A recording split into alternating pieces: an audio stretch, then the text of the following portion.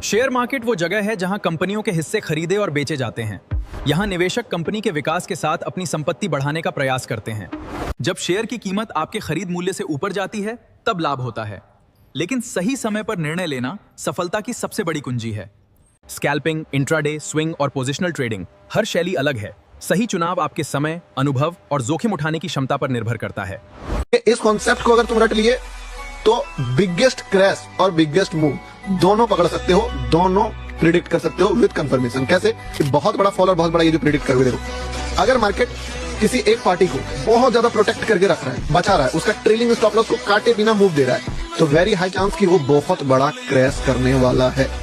यहाँ पे ये सपोर्ट, फिर ये सपोर्ट, फिर ये सपोर्ट, फिर ये सपोर्ट, फिर ये सपोर्ट, इवन 1 मिनट के लिए भी, मतलब 2-4 पॉइंट से भी मार्केट ने अपने सपोर्ट को शिफ्ट किया बट ब्रेक नहीं किया। ये सपोर्ट एक जगह जाके मार्केट ने यहाँ पे इस सपोर्ट को एक बार ब्रेक करा। ये तो बाद में, उससे पहले तो अगर आप देखोगे, अगर ये छोड़ दो, ये तो बात का बात है। सपोर्ट सपोर्ट सपोर्ट, इस जगह पे हल्का सा ब्रेक किया, फिर जो है करते करते मार्केट जो है रेजिस्टेंस।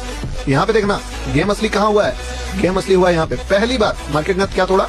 सपोर्ट, यानी चेंज ऑफ कैरेक्टर लाया। जो अभी तक मार्केट अपने बायर को प्रोटेक्ट करके रखा था, फर्स्ट अटेम्प्ट ऑफ बायर को निकाला, ठीक।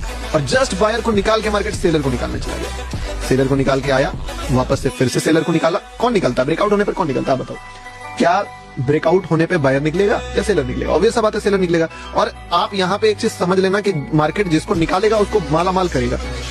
एक बार निकाला, 2 बार निकाला, तीसरी बार जब निकाला मार्केट, जितने लोगों का ट्रेलिंग स्टॉप लॉस पकड़ के बैठा हुआ था। क्योंकि देखो यहाँ पे क्या है ना, कोई भी बंदा अगर यहाँ तक बाई किया, होल्ड करके रखा है, तो वो ब्रेकआउट का ही वेट करेगा कि भाई फटेगा और बड़ा हाई मारेगा, 1 लाख चल जाएगा, 10 लाख चल जाएगा, लपेट दिया।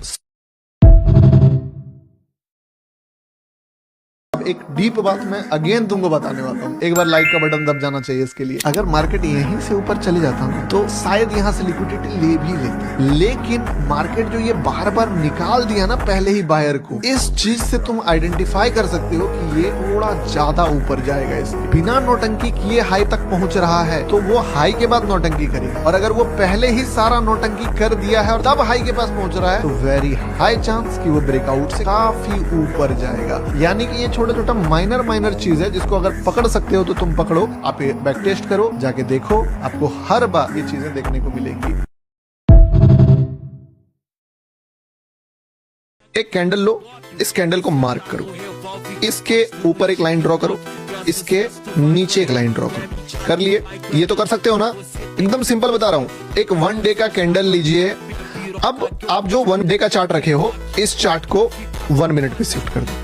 ट्रेड सिंपल है, आपको करना क्या है? अगर यहाँ पे मार्केट जब इसको ब्रेक करे, यू हैव 2 स्टॉप लॉसेस।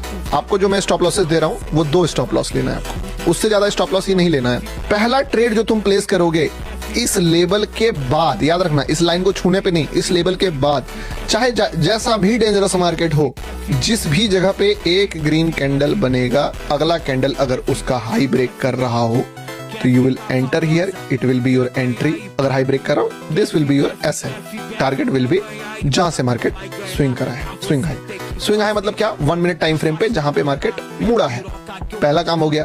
दूसरा ट्रेड, अगर ये एसएल चला जाता है या टारगेट भी मिल जाता है, दोनों केस में, इसके बाद वापस से नीचे आता है, चाहे कितना भी गिर जाए, एक जगह जहां पे भी ग्रीन कैंडल का हाई अगेन क्रॉस करता है 1 मिनट का trade, you will take your trade number 2, trade 2।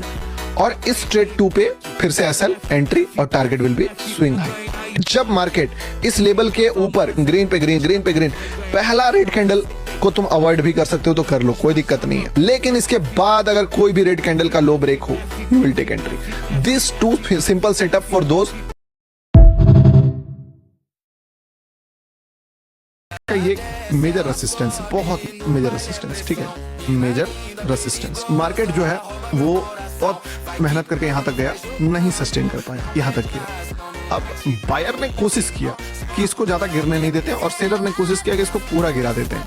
Seller versus buyer, मैं यहाँ पे कौन जीतेगा जब ये चला जाएगा? तो यहाँ पे बोल सकते हो कि सेलर ट्राई तो किया बट बायर विन हो गया, यानी कि सेलर हार गया। अगर ये कम गिरता है और फिर यहाँ तक पहुंचता है, तो सेलर वर्सेस बायर में फिर कौन जीतेगा? यानी कि अगर सेलर का मैं पॉइंट गिनूं तो सेलर 1 पॉइंट और माइनस हो गया, क्योंकि इस बार सेलर और कम गिरा पाया और बायर फिर जीत गया। यानी कि सेलर दम भी कम लगा रहा है और बायर जो है जीतते जा रहा है। अगर इससे कम हो गया तो इस बार सेलर और कम हो गया और सेलर का मान लो -3 हो गया पॉइंट गिर के, और बायर +3 में चला गया। यानी कि अब गेम ऐसे ही आसान हो गया है, सेलर धीरे धीरे मेहनत करना भी छोड़ रहा है, यहाँ कम कर रहा है और कम किया यहाँ, तो ये ब्रेकआउट पे थोड़ा सा भरोसा कम रहता है। मान लो मार्केट का ये मेजर रेसिस्टेंस, बहुत मेजर रेसिस्टेंस, ठीक है, मेजर। मान लो मार्केट ऊपर जा रहा है, ऊपर जा रहा है, ऊपर जा रहा है, काफी ऊपर चला गया अचानक से। अब एक बात समझना, जो सबसे बड़ा बायर है वो ये है, ठीक है। अगर मार्केट ट्रेंड को कंटिन्यू करना चाहता है तो कभी भी मार्केट जो है वो गिरने नहीं देगा उसको बड़े लेवल पे। वो क्या चाहेगा कि यार कहीं से भी अगर गिरता है तो बायर इसको रोक के ले जाए ऊपर। अगर मार्केट इस चीज में फेल हो गया, लास्ट ऑप्शन है जो सबसे बड़ा बायर है, एटलीस्ट इसको आके कमबैक करना चाहिए। अगर ये भी कमबैक नहीं कर रहा है तो चलो इसके बाद ट्रैप करके यहां से कमबैक कर देना चाहिए।